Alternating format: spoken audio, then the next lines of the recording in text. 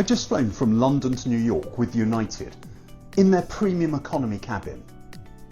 Now on paper, this should feel like a big step up from economy, but in reality, it's not quite that simple, because while you do get a better seat, almost everything else still feels very familiar. So the question is United Premium Economy actually worth it, or are you just paying more for a slightly better seat? Welcome to the channel. I'm Anthony, and with over 20 years of business class flying and more than 1 million miles in the air, I've seen just about everything at 35,000 feet. Cabin crew doors to automatic and cross-check. Here at Doors to Automatic, I bring you in-depth, honest reviews of premium services with a particular focus on transatlantic travel. If you're interested in the best ways to fly between London and the US, hit that subscribe button and come along for the ride. The ground experience began at London Heathrow Terminal 2. There's no premium check-in for Premium Plus passengers, just the standard economy terminals. But you do get a larger checked baggage allowance of 2 bags, each weighing up to 23 kilos or 50 pounds. There wasn't any fast-track security either. In fairness, security was quiet and I was through in a couple of minutes. But it's worth knowing that the premium treatment doesn't start on the ground. United flights at Heathrow depart from the Terminal 2 satellite, Satellite B.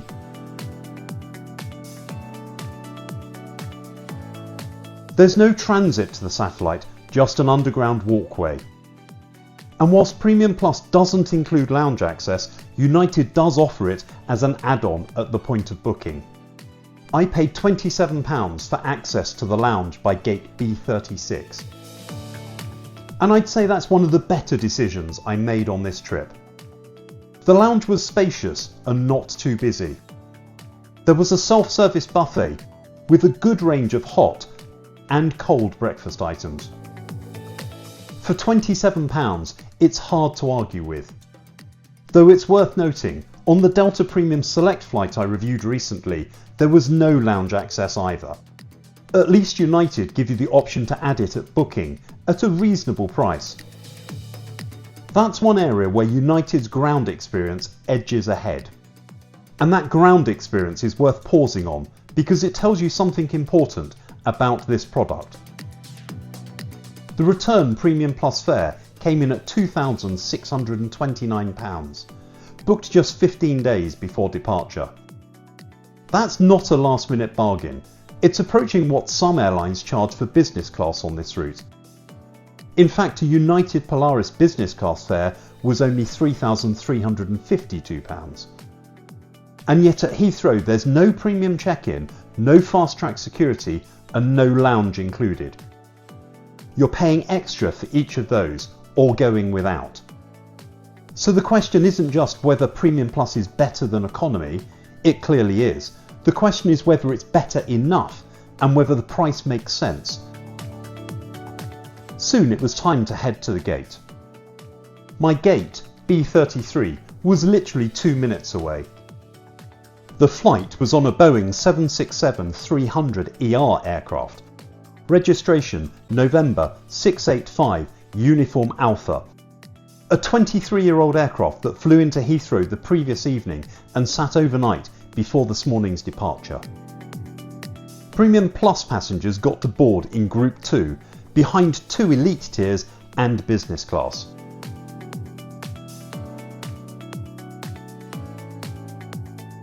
And here's a small frustration.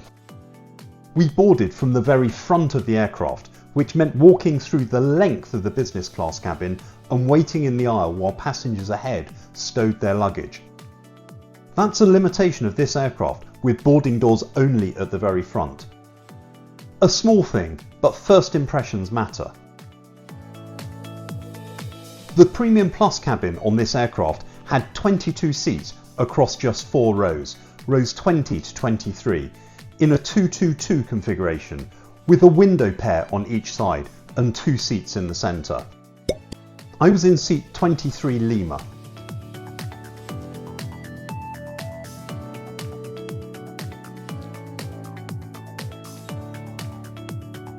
The seat itself was a Collins Aerospace MIQ, and the numbers are a genuine step up from economy.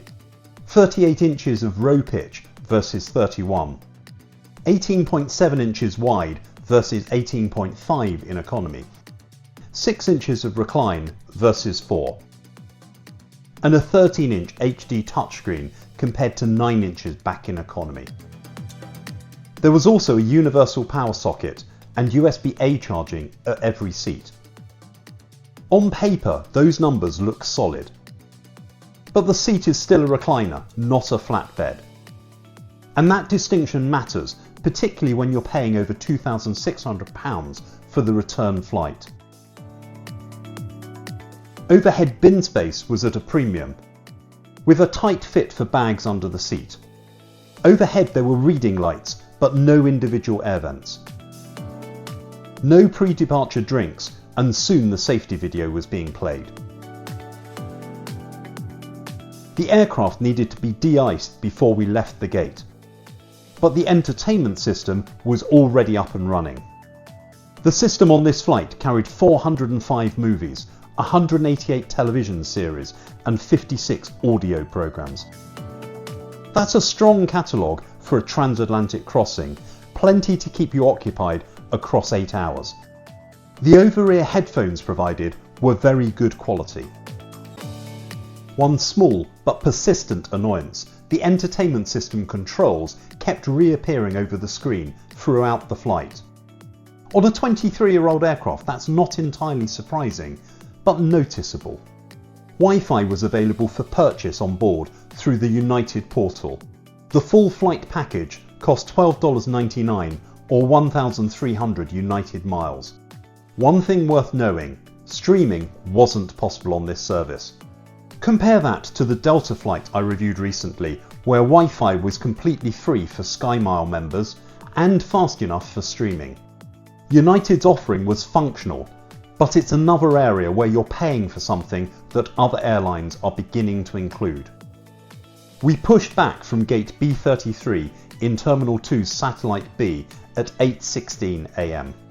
We taxied to runway 27 left, pointing us westward and out over Windsor towards the North Atlantic. We were rolling at 8:34, 34 minutes after our scheduled departure time. If you're enjoying the review so far, there's another way you can support the channel. Over on Patreon, you can join the Doors to Automatic cabin crew. For the price of an airport coffee each month, members get early access to new reviews, behind-the-scenes updates, and the chance to help shape future trips and videos. There's a link in the description if you'd like to come on board. UA123 was scheduled for 8 hours and 20 minutes in the air, departing London at 8 AM and due into Newark at 12:20 local time, with a 4-hour time difference. We tracked west across the North Atlantic, roughly 3,450 miles at around 35,000 feet for most of the crossing. Let's see what United delivered.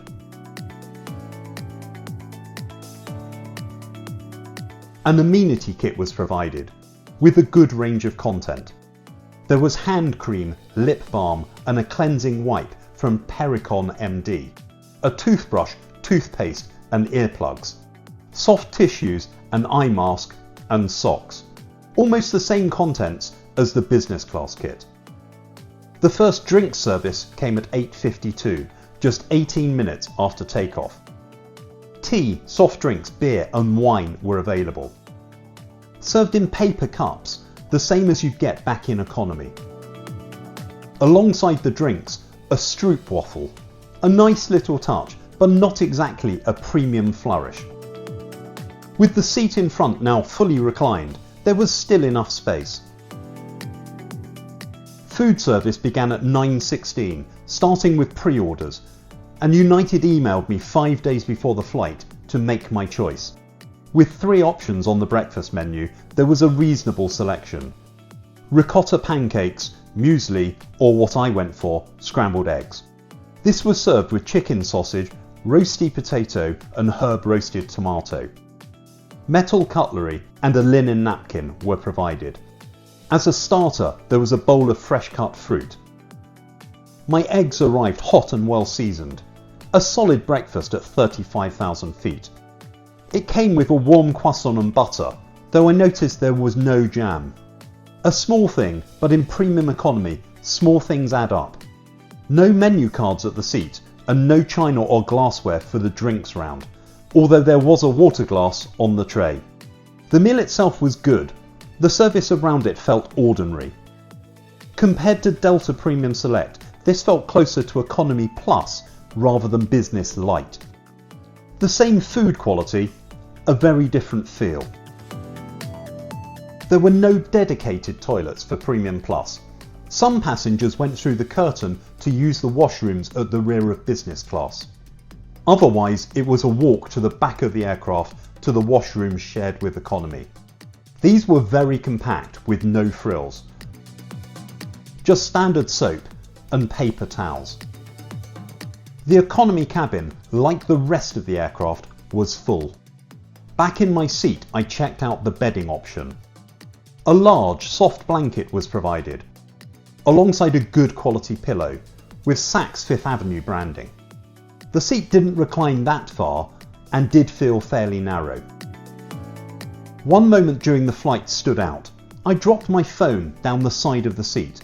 I used the call bell, and a crew member was there in about 30 seconds. That kind of attentiveness matters, and is worth acknowledging. With a couple of hours to run, there was a drink service, again in plastic cups. The selection of spirits, beers and wine was the same as economy. About an hour before landing, the arrival meal came around. This could not be pre-ordered. There were two choices of mains, a vegetarian paneer makhani curry or tagliatelle with beef ragu. There was a starter of rocket salad with grated carrots, cucumber and sliced radish. For main, I opted for the paneer makhani, which came with cumin rice and dal tadak.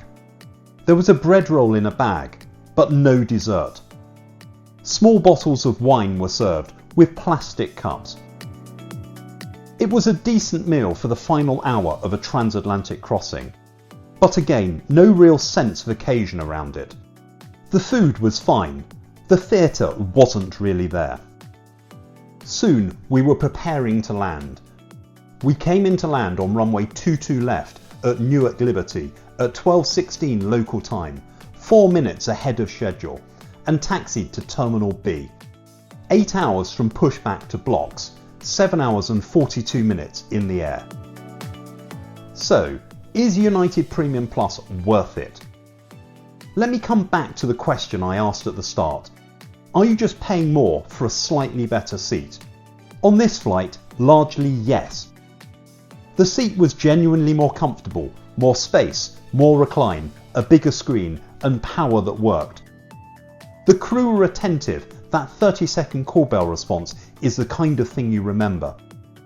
And the £27 lounge add-on was good value if you remember to book it. But the service, the cups, the toilets, the boarding, the lack of glassware or any real sense of occasion, that's not premium economy, that's economy plus with more legroom. And that's the crucial difference between this and the Delta Premium Select service I flew recently on the same route. Delta felt like a product that was genuinely trying to close the gap with business class. United Premium Plus felt like a product that was trying to justify a step up from the back of the plane. Those are very different things. On the Delta review, I asked whether premium economy could replace business class on a daytime Atlantic crossing. With United Premium Plus, we're not even having that conversation.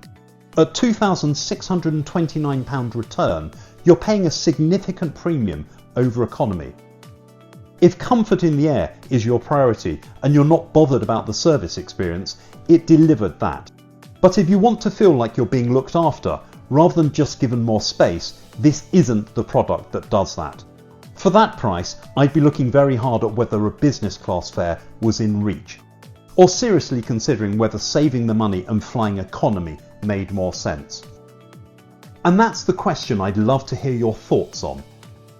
If you were booking this route tomorrow, would you book United Premium Plus or Delta Premium Select?